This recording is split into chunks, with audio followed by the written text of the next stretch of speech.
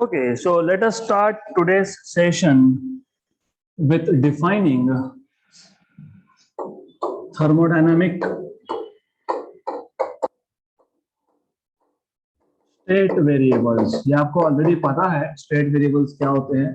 The variables which gives you state of a system, मतलब which tells you information about the system, जैसे pressure, volume, temperature. Okay. तो क्योंकि gases की जब बात होगी तो pressure, volume and temperature, these are the three physical properties that can give you information about the system. System की information आपको प्रेशर, वॉल्यूम और टेम्परेचर से ही मिल सकती है, बिकॉज थर्मोडायनामिक्स मतलब हम गैसेस की बात कर रहे हैं यहाँ पे. ओके, सो हमें पहले डिफाइन करना है what is property of a system, और इसको आप स्टेट वेरिएबल भी बोलते हो या इसको आप सिस्टम वेरिएबल भी बोलते हो.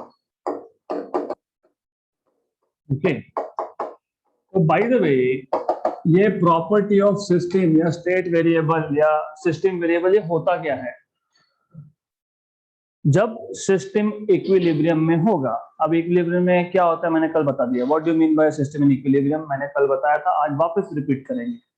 तो जब भी एक सिस्टम इक्विलिब्रियम में होता है, मतलब forces are balanced, temperature is same everywhere, there is no chemical reaction in the system, उस केस में जो भी ऑब्जर्वेबल या मेजरेबल कैरेक्टरिस्टिक्स होता है सिस्टम का, क्या क्या ऑब्जर्व कर सकते हो, क्या क्या मेजर कर सकते हो? Pressure, volume, temperature. तो ये जो ऑब्जर्वेबल या फिर मेजरेबल कैरेक्टरिस्टिक्स है सिस्टम के, जब सिस्टम इक्विलिब्रियम में है, उसको हम बोलते हैं प्रॉपर्टी ऑफ अ सिस्टम. उसको हम बोलते हैं स्टेट वेरिएबल या फिर सिस्टम वेरिएबल. ओके, तो how will you define? You will say it is any measurable volume you can measure, yes. Temperature you can measure, yes. Pressure you can measure, yes. So it is any measurable or observable characteristic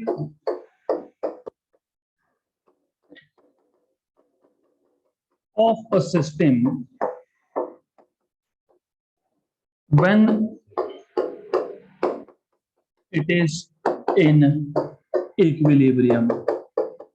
तो जब system equilibrium में हो, only in that case you can measure this quantities.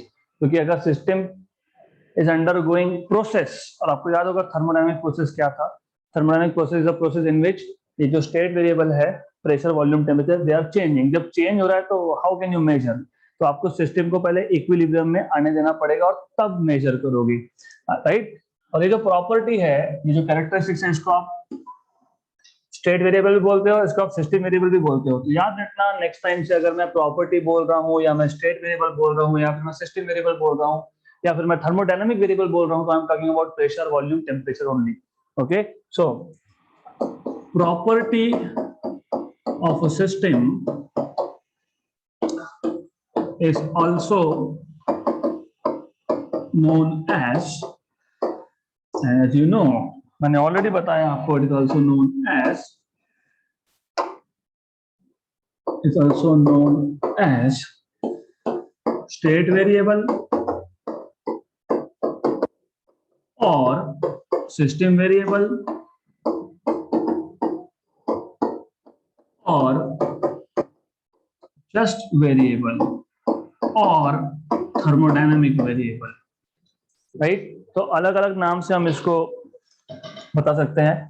Basically ये जो आपके पास variables हैं, ये variables हमारे किस काम के? As I told you, this variables give you complete description of the system.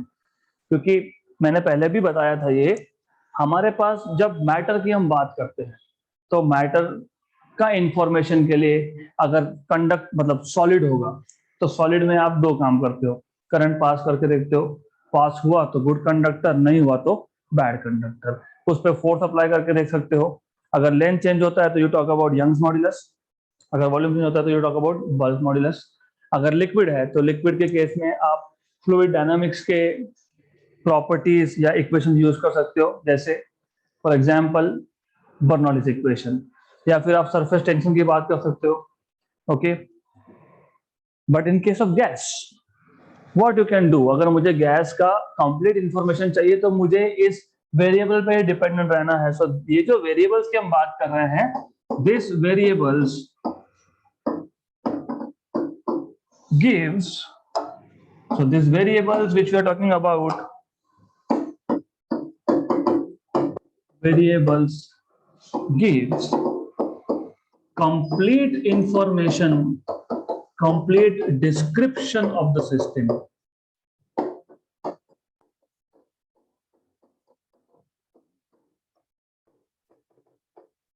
Okay, this is what you should know. तो ये हमारे किस काम के, because they will give you complete description. Okay, then ये जो वेरिएबल्स है इसको आप दो कैटेगरीज में डिवाइड करते हो. सो दिस वेरिएबल्स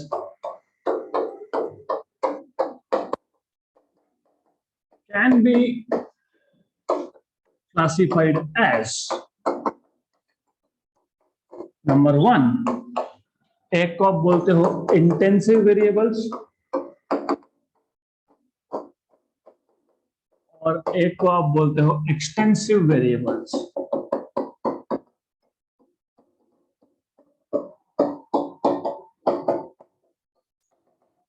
अब ये इंटेंसिव और एक्सटेंसिव वेरिएबल्स क्या होता है? फॉर एग्जाम्पल, मैंने अभी तक तो सिर्फ प्रेशर, वॉल्यूम, टेम्परेचर बोला, but there are many such variables, there are many variables, जैसे कि pressure, temperature, density, internal energy, mass. ये सारे के सारे आपको एक सिस्टम का इंफॉर्मेशन नहीं दे रहे हैं ना. Mass will tell you how much amount of gas is there.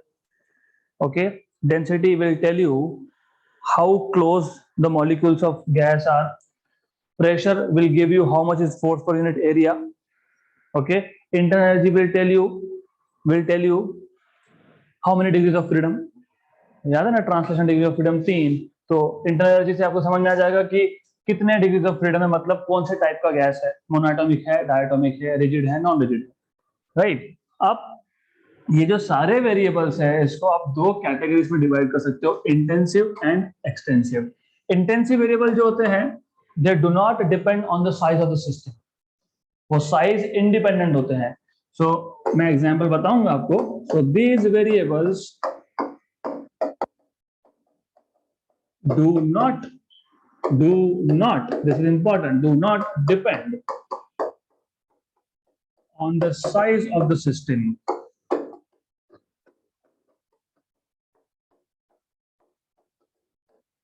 Okay, and extensive variables are those variables which do depend on the size of the system. Okay, so extensive variables depends on the size of the system. Example, एक बहुत simple example लेता हूं मैं. Let's take a container. हमारे पास एक container है.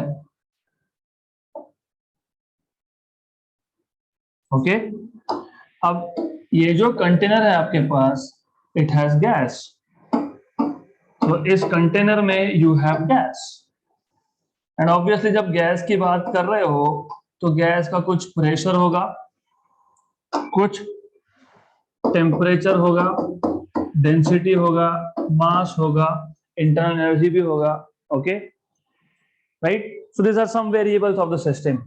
Now what if, ऐसा करते हैं हम इस सिस्टम को दो इक्वल पार्ट्स में डिवाइड कर देते हैं. I will put a compartment, बीच में एक पार्टीशन डाल दिया मैंने. ओके, इस पार्टीशन ने क्या किया, इस पार्टीशन ने इस सिस्टम को दो इक्वल हाफ्स में डिवाइड कर दिया. सो ये जो पार्टीशन मैंने इंसर्ट किया है, this partition is doing what it is doing, it is dividing the system into two equal volumes, and both of this is half of the initial.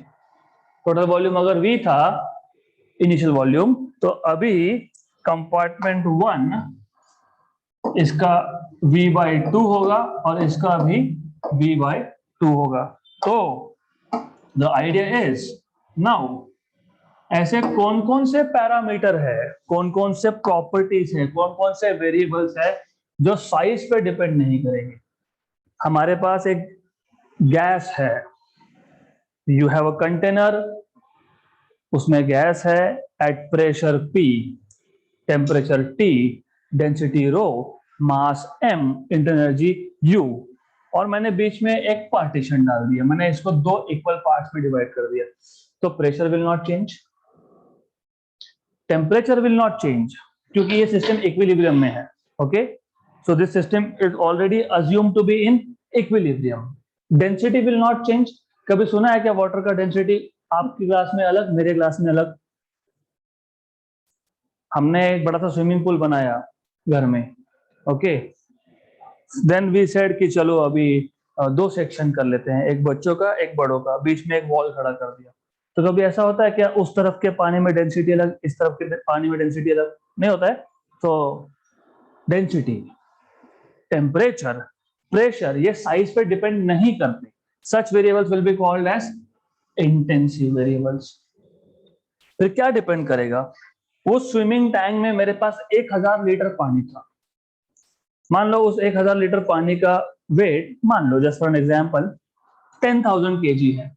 मैं calculation नहीं कर रहा हूं तो बोलोगे ये तो गलत है। लेट्स से कि उस स्विमिंग टैंक में 10,000 केजी ऑफ वाटर है। एग्जैक्टली मैंने दो इक्वल पार्ट्स में डिवाइड किया है, तो हर एक में कितना? 500 एंड 500। मान लेते हैं कि उस टोटल वाटर कंटेंट का इंटरनल एनर्जी 10,000 जूल था। अब हाफ एंड हाफ, तो एक चेंबर में जितना वाटर है उसका कितना? 5000, और दूसरे में कितना? 5000। मतलब इंटरनल एनर्जी, मास, ये ऐसे वेरिएबल है जो साइज पे डिपेंड करते हैं, राइट? तो ये जो थर्मोडायनामिक स्टेट वेरिएबल्स, या फिर जिसको आपने प्रॉपर्टीज ऑफ द सिस्टम बोला है, या फिर जिसको आपने थर्मोडायनामिक वेरिएबल, सिर्फ variable, state variable, system variable ऐसा बोला है, देयर आर मेनी नेम्स। इसको आप दो कैटेगरी में डिवाइड कर सकते हो। एक है इंटेंसिव, जो सिस्टम के साइज पे डिपेंड नहीं करते। Example, as I told you, pressure, temperature, what else? Density. These are the variables which do not depend on the size. Then here you have extensive variable which depend on the size of the system, on the size of the system. Example, अगर मैंने एक container को दो equal part में divide किया तो मास दोनों में हाफ और हाफ स्प्लिट हो गया। उसके बाद इंटरनल एनर्जी भी हाफ एंड हाफ स्प्लिट हो गया। तो these are called as extensive variables, right? अगर एग्जाम में लिखना होगा तो बता देना, क्या बताओगे? बोलोगे consider a system of gas contained in a container of volume V. Let the pressure,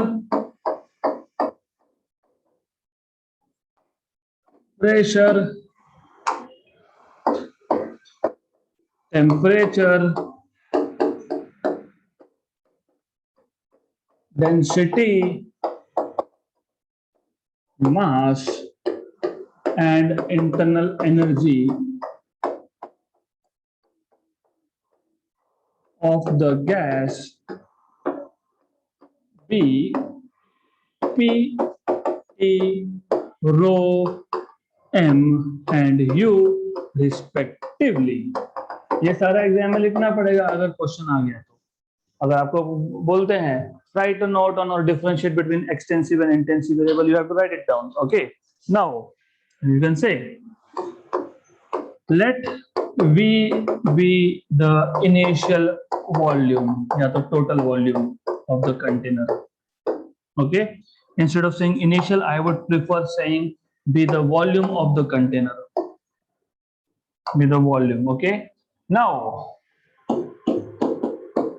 container, क्या किया था हमने कंटेनर में? Container is divided into two equal parts, two equal compartments. Okay, by inserting a partition, जो भी by inserting a wall or partition, जो बोलना हो वो. Okay, right. Then क्या होगा? In this case, pressure, temperature, and density in both the compartments,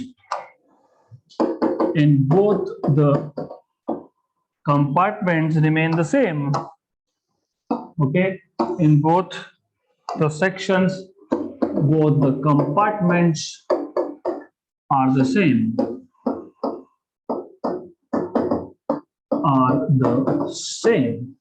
And hence they are intensive variables, right? वो आप लिख लोगे अब. So I am not going to write it down for you here. Okay, so these are intensive variables. And of course, in the second case, you will say, but mass and internal energy of the whole system will be divided by 2, and each compartment will have mass m by 2 and internal energy u by 2. Okay, hence mass and internal energy are extensive variables. So that is what I am going to keep it for you to write down, because it's, as you know, simple है. Okay, तो इतना आपको पता होना चाहिए. So far what we have done is, हमने अभी तक आज के सेशन में प्रॉपर्टी ऑफ अ सिस्टम क्या होता है, मतलब स्टेट वेरिएबल या सिस्टम वेरिएबल क्या होता है, उसको डिफाइन किया, उसको दो कैटेगरीज में डिवाइड किया, और यू शुड नो एग्जैक्टली कौन सा इंटेंसिव है, कौन सा एक्सटेंसिव है. Okay, then if you remember, कल के लेक्चर में, लास्ट सेशन में हमने थर्मोडायनामिक इक्विलिब्रियम क्विकली हमने देखा था. What is thermodynamic equilibrium? So today we have to go through that again, क्योंकि थर्मोडायनामिक इक्विलिब्रियम जो होता है वो ये जो वेरिएबल्स है उस पे ही डिपेंड करता है. Thermodynamic equilibrium, so a system can be said to be in thermodynamic equilibrium if it satisfies three different conditions. Okay, so a system is said to be in thermodynamic equilibrium if it is in, number one, thermodynamic equilibrium में होने के लिए system को mechanical equilibrium में होना चाहिए. If it is in mechanical equilibrium,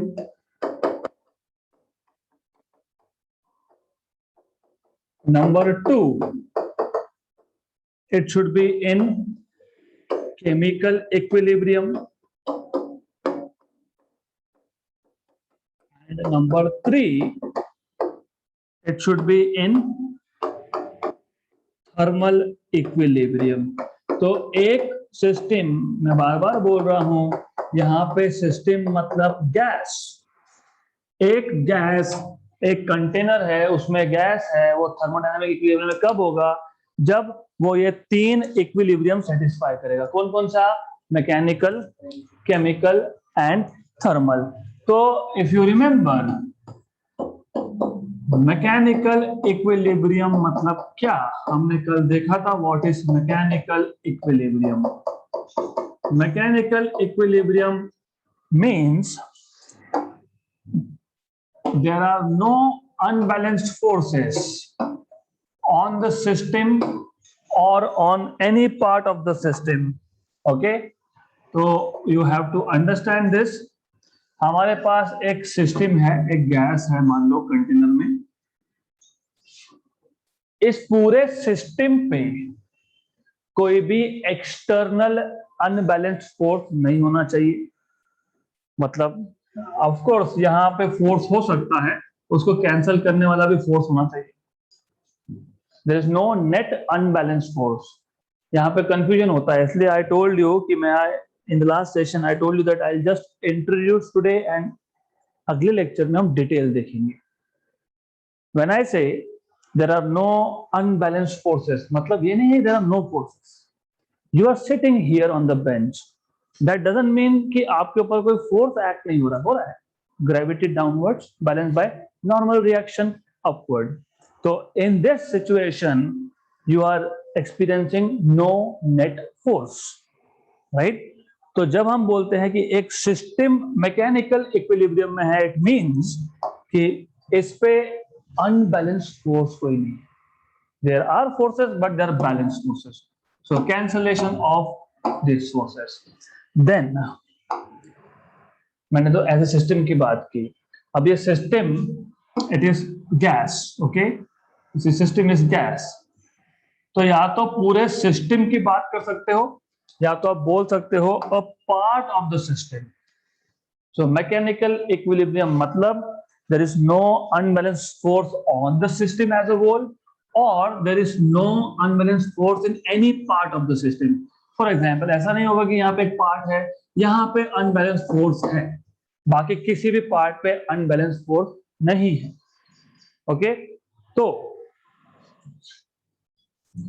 any part of the system should not be experiencing any unbalanced force. So every part is experiencing zero net force. Clear, right? इसी को आप in terms of pressure बता सकते हो। You know that what is pressure? Pressure is force upon area, right? अगर system के हर एक part में रिजल्टेंट फोर्स जीरो है, ओके, इसका मतलब pressure through out the system is same. So mechanical equilibrium में होना, इसका मतलब ये भी होता है that every part of the system is experiencing the same pressure. So pressure is same throughout this system. Correct? और एक चीज भी है, the pressure is also same between the system and the surrounding. Right? ऐसा क्यों? कभी experience किया है कि घर का दरवाजा बंद कर दिया, बाहर का प्रेशर ज्यादा है, अंदर का कम है, दरवाजा ओपन हो जाएगा। दरवाजा ओपन होगा तो याद है Pascal's law, mechanical properties of, yes. तो जैसे ही एक पॉइंट पे प्रेशर चेंज हुआ, वो इमीडिएटली हर एक पॉइंट पे जाएगा, राइट। तो when you say mechanical equilibrium, it means many things. So first of all, it means, okay, it means there is no net unbalanced force. There is no unbalanced force acting on the system or in any part of the system.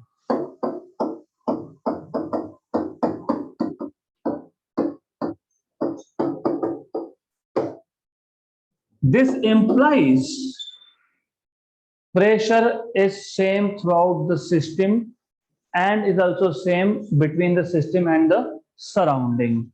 So this implies pressure is same throughout the system. Okay, it is same throughout the system and between the system and the surroundings. And the surroundings. Okay, then as you know, second type of equilibrium that we have to see is chemical equilibrium. So you should know what is chemical equilibrium. मैंने कल भी बताया था. What is chemical equilibrium? Chemical equilibrium का मतलब there are no chemical reactions occurring anywhere in the system. Right? अगर chemical equilibrium है मतलब केमिकल रिएक्शन नहीं हो रहे हैं, मतलब पूरे सिस्टम में थ्रू आउट किसी भी पार्ट में जाके देखो composition will be the same. अगर यहाँ पे मीथेन गैस है तो वहां पे भी मीथेन गैस है.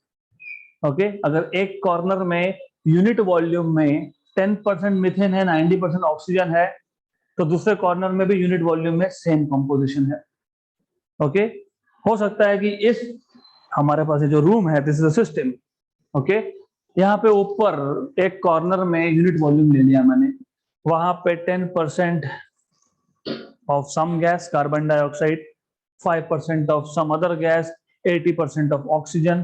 तो सेम कंपोजिशन आपको किसी भी और कॉर्नर में मिलेगा. सो केमिकल इक्विलिब्रियम मतलब there is no chemical reaction occurring in any part of the system.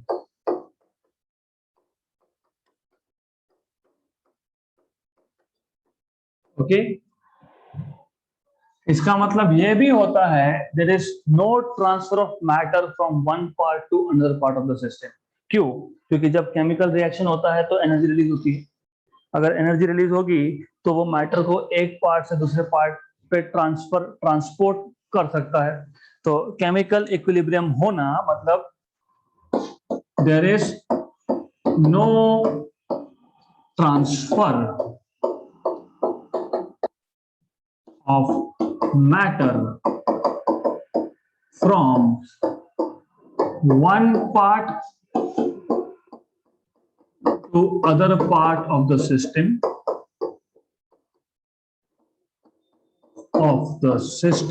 or between the system and the surrounding. So system और surrounding में भी मैटर का एक्सचेंज नहीं हो रहा है, और between the system and the surrounding. और ये दोनों पॉइंट्स मिला के you can say chemical equilibrium implies that composition is same everywhere throughout the system. So it implies that the composition is same throughout the system. Is same throughout the system. Okay, then third type of equilibrium you should know, that is thermal equilibrium. अभी हमने already in detail देखा है तो मैं ज्यादा detail में जाऊंगा नहीं, सिर्फ पता होना चाहिए थर्मल इक्विलिब्रियम मतलब the system is throughout at constant temperature. Any corner, any part of the system should have same temperature, or a temperature with time change भी नहीं होना चाहिए. So you can say a system is in thermal equilibrium if, so a system is in thermal equilibrium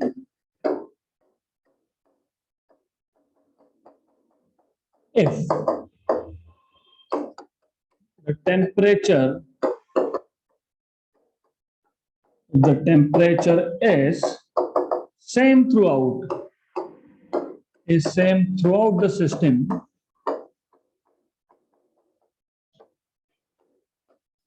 and is constant with time. So with time change नहीं होना चाहिए. This is what it means. तो अब अगर एक system ये तीनों के तीनों कंडीशन साइमल्टेनियसली सेटिस्फाई करता है, then you say that the system is in thermodynamic equilibrium. मैंने कल भी बताया था, ऐसा नहीं चलेगा कि अभी थर्मल इक्विलिब्रियम है और आधे घंटे के बाद केमिकल इक्विलिब्रियम रीच हो रहा है, फिर उसके 2 घंटे के बाद मैकेनिकल इक्विलिब्रियम रीच हो रहा है, ऐसा नहीं चलेगा। तो जब तक सिस्टम तीनों के तीनों कंडीशंस एक साथ सेटिस्फाई नहीं करता, तब तक यू कैन नॉट से that the system is in thermodynamic equilibrium. Okay, easy था और ये हमने कल ऑलरेडी देखा था, आज से हम डिटेल्स देख रहे हैं इसके। Then you see I can just put everything on a PPT, फटाफट पढ़ते जाऊंगा, हो गया, मेरे लिए तो काम आसान है, 2 लेक्चर्स कम लगेंगे, right? But when I say, then I repeat and then I write, धीरे धीरे आपके दिमाग में फिट होते जा रहा है। So this is what you should be doing. This is how you should be doing first part of thermodynamics. कल के लेक्चर के आगे we will have derivations, so don't, it will be not that theoretical. Then next topic and the most important topic is equation of state. Equation of state. अगर आपने मुझे पूछा, अगर मुझे बताना हो what is your state, his state is sleeping, he is in sleepy state. Okay, I am in standing and speaking state. Someone is physically here, mentally outside, that is altogether different level of state. तो ये gases भी वैसे होते हैं, gases can also have different states. Okay, तो ऐसा है, first of all किसी भी गैस का एक स्टेट मतलब क्या, पहली चीज तो समझ लो। स्टेट मतलब it is some specific values of those variables that we define, state variables, right? Secondary, state जब आप बोलते हो तो compulsorily the system has to be in equilibrium. जब तक सिस्टम थर्मोडायनामिक इक्विलिब्रियम में नहीं है, तब तक स्टेट का कोई मतलब ही नहीं है। क्यों? क्योंकि एक या दूसरा पैरामीटर चेंज हो रहा है। तो हाउ कैन आई से, प्रेशर मैंने मेजर किया, प्रेशर कांस्टेंट आया तो कुछ और ही चेंज हो गया, right? So any thermodynamic equilibrium state of a system can be specified with some specific values of state variables. तो पहली चीज तो ये है, इक्वेशन क्या हम देखेंगे, इक्वेशन मतलब मैथमेटिकल फॉर्मूला आएगा, लेकिन सबसे पहले ये स्टेट क्या होता है वो तो पता होना चाहिए ना। सो एवरी इक्विलिब्रियम, ये इंपॉर्टेंट है, every equilibrium state of a thermodynamic system, of a thermodynamic system can be given by, can be described by is a better word, can be described by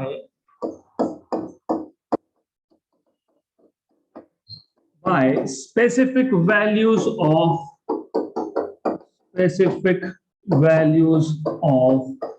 its state variable, state variables। तो अगर आपको किसी भी thermodynamic system का equilibrium state का complete description देना होगा, तो आपको उसके स्टेट वेरिएबल्स की मतलब पीवीटी के वैल्यूज से आप उस स्टेट को कंप्लीटली डिस्क्राइब कर सकते हो। व्हाट इज इंपॉर्टेंट, अगर एग्जांपल लेना है तो you can say, for example, for a gas, for any gas, कोई भी गैस हो सकता है जो एक इक्विलिब्रियम स्टेट में है, उसका complete description can be given with the help of PV and T. For example, an equilibrium state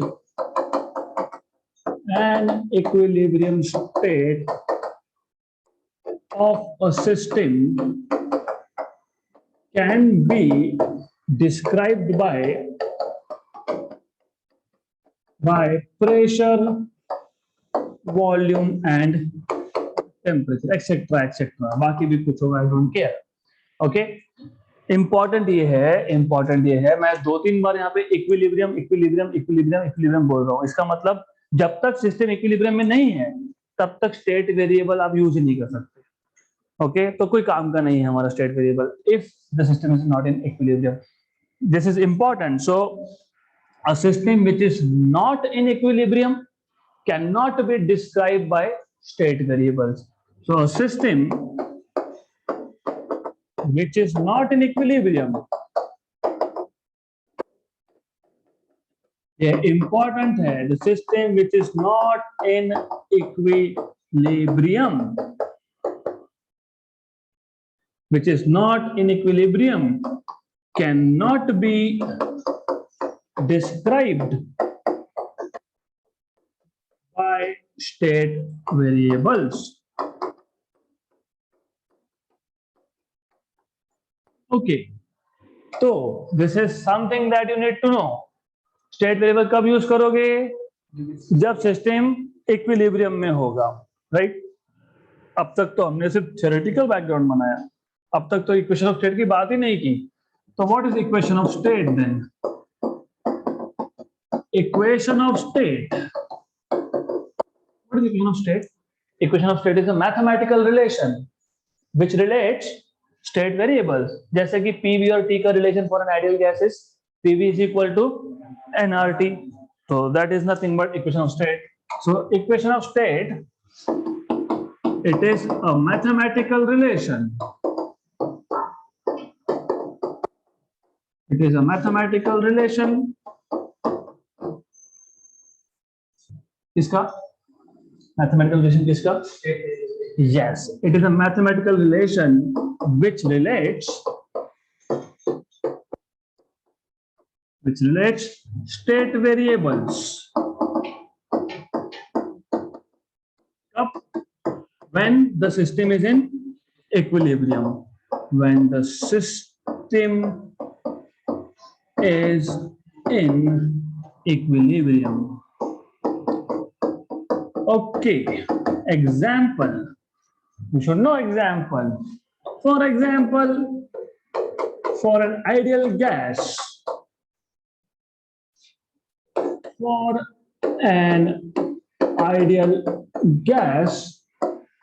in equilibrium,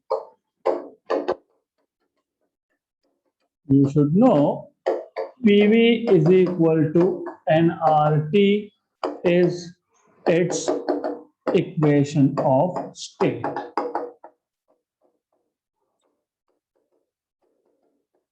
Right? Correct? यहां तक कुछ भी आपको डाउट होना नहीं चाहिए, क्योंकि डाउट होने से कुछ है नहीं यहाँ पे, it's all theoretical. Okay, so this is something that you need to know. अब हम कुछ इंटरेस्टिंग स्टार्ट करेंगे finally. So finally, this point onwards, at least you will have some graphs, possibly some equations. So अब you should know कि ये जो PV is equal to nRT है, this is mathematical relation of the state variables when the system is in equilibrium. Okay? अब हम लोग हर बार क्या mathematical equation use करेंगे? You can also show graphical representation, उसको बोलते हो PV diagram, pressure volume diagram, right? इसी को आप बोलते हो indicator diagram. This is also called as indicator diagram or it is also called as PV curve, pressure volume curve. तो यहाँ पे करते क्या है पहले मैं आपको बता देता हूँ and then we will talk about details. So the idea is pretty simple. What you will do is हम 3 केसेस डिस्कस करने वाले हैं इसमें one by one. First case is the gas is expanding at varying pressure.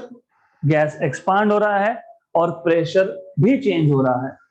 दूसरा, gas is compressing at varying pressure. तीसरा, the gas is expanding at constant pressure. ये 3 cases हम लोग लेंगे and what we will do is we will try to find out work done in each case. और अगर आपको याद होगा कल का lecture, work done by the gas is taken to be sign convention. Work done by the gas is positive or negative? Work done by the gas is positive or negative? Work done का formula था pressure final volume minus initial volume. जब gas expand होगा मतलब final volume is greater than initial, तो VF minus VI is greater than 0, मतलब positive, तो work done is positive, तो work done by the gas is positive. अगर gas compress होगा तो work done on the gas by the surrounding is negative.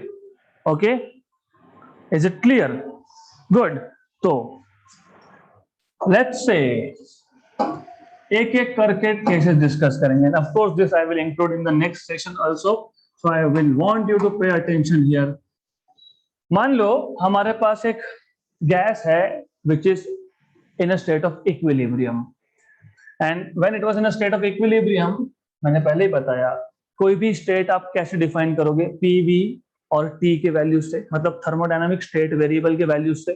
तो जब आपके पास एक गैस है, सिस्टम है जो इक्विलिब्रियम में है, उसका एक स्टेट मतलब यहाँ पे एक point, so it will have some value of pressure. And by the way हम लोग y एक्सिस को बाय डिफॉल्ट प्रेशर रखते हैं और x एक्सिस पे वॉल्यूम रखते हैं. तो ये initial pressure and here you have initial volume. So case number 1, gas is expanding at varying pressure.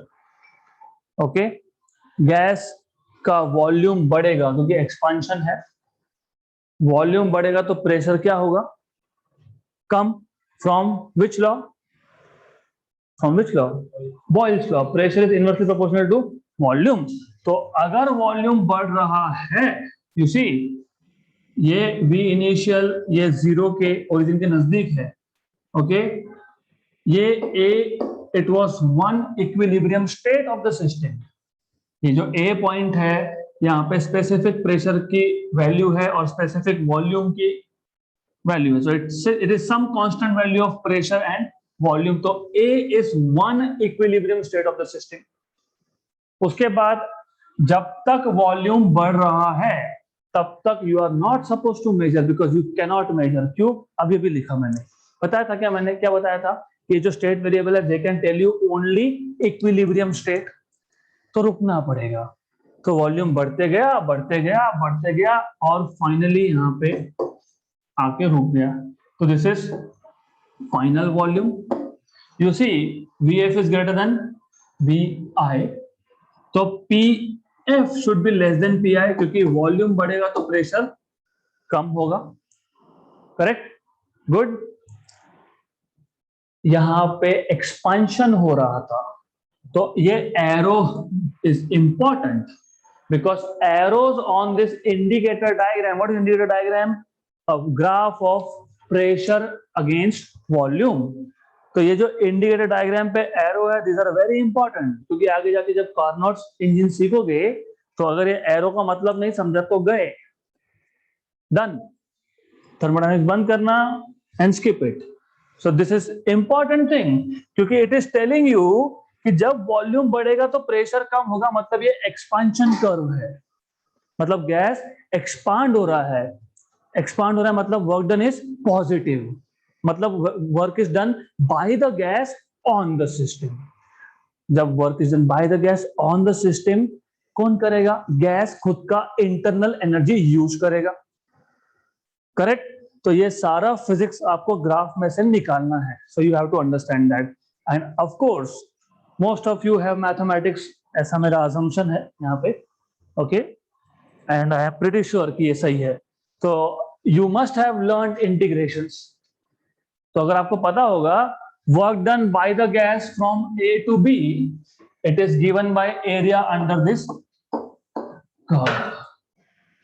Okay, and as I told you, this is a curve of expansion at varying pressure. तो यहाँ पे final volume is greater than initial, तो work done will be greater than 0, क्योंकि work done का equation क्या था, P into V final minus V initial. Final volume is greater than initial, मतलब ये फैक्टर पॉजिटिव, मतलब वर्क डन भी positive, मतलब work is done by the gas on the system. Correct? तो ये पहला केस। दूसरा case, case number 2, again we will be using indicator diagram. Volume here, pressure here. Now let us see how does the graph of compression of a gas looks like at varying pressure. Okay, तो मान लो यहां पे हमारे पास point B था, initial volume था VI, initial pressure था PI। जब gas compress होगा मतलब वॉल्यूम कम होगा, मतलब प्रेशर बढ़ेगा। अगर आपको कंफ्यूजन होता है तो मैं एकदम सिंपल सा चीज बताता हूं आपको। You see, आप जितने भी लोग यहां बैठे हो, assume you are molecule of a gas. आपको एग्जैक्टली प्रेशर और डेंसिटी का मतलब पता होना चाहिए। डेंसिटी हाई मतलब मॉलिक्यूल टू मॉलिक्यूल डिस्टेंस कम, ओके, एंड डेंसिटी हाई मतलब pressure is also high. Correct? तो जब मैं गैस को कंप्रेस करूंगा, क्या हो रहा है, particles of the gas they are coming closer, मतलब प्रेशर इज इंक्रीजिंग, मतलब when volume decreases pressure increases. तो व्हेन वॉल्यूम डिक्रीजेस मतलब वॉल्यूम डिक्रीज, मतलब ये ऐसा होना चाहिए। देखो VI लेट अस से इट इज 10 मीटर क्यूब, फिर 9, फिर 8, फिर 7, फिर 6, मतलब it should go towards negative X axis, मतलब टुवर्ड्स ओरिजिन। ओके, तो दिस इज इंपॉर्टेंट थिंग। तो वॉल्यूम जैसे जैसे कम हुआ प्रेशर बढ़ना चाहिए, pressure is increasing. Okay, so arrow is again important. तो ये value is final volume and this is final pressure. Going back to the previous slide, जब फाइनल वॉल्यूम ये इनिशियल से ज्यादा था तब फाइनल प्रेशर ये इनिशियल से कम था, क्योंकि वॉल्यूम बढ़ना मतलब molecules of the gas they are going away from each other, मतलब प्रेशर इज डिक्रीजिंग। यहां पे उल्टा केस है, वॉल्यूम फाइनल वॉल्यूम अगर ये इनिशियल से लेस है तो pressure is greater than initial value. Arrow is important. The system, you see, ये जो इंडिकेटर डायग्राम है तो यहाँ पे B to A दिखाना है, ना कि A to B। You have to show it from B to A। Work done निकालना होगा तो work done is again area under the curve, but in this case work done find करने के बाद आगे एक negative sign. Okay, so here work done W is PVF minus VI, but as you know VF is less than VI, which is VF minus VI is less than 0. That means work done is less than 0, which implies work done is negative. इसका मतलब work is done on the gas by the surrounding. Correct? Good. And that is the beauty of physics. So that is why you see, आप graph से इतना कुछ निकाल सकते हो। कभी सोचा था क्या कि ग्राफ से इतना सारा इंफॉर्मेशन मिल सकता है? You're telling everything about a system just by looking at the graph and the arrow specifically. One last case. अगला जो केस है, and as I told you, don't worry about notes. I'll put everything. So notes का कुछ चिंता मत करो. Important is understanding. Okay. So now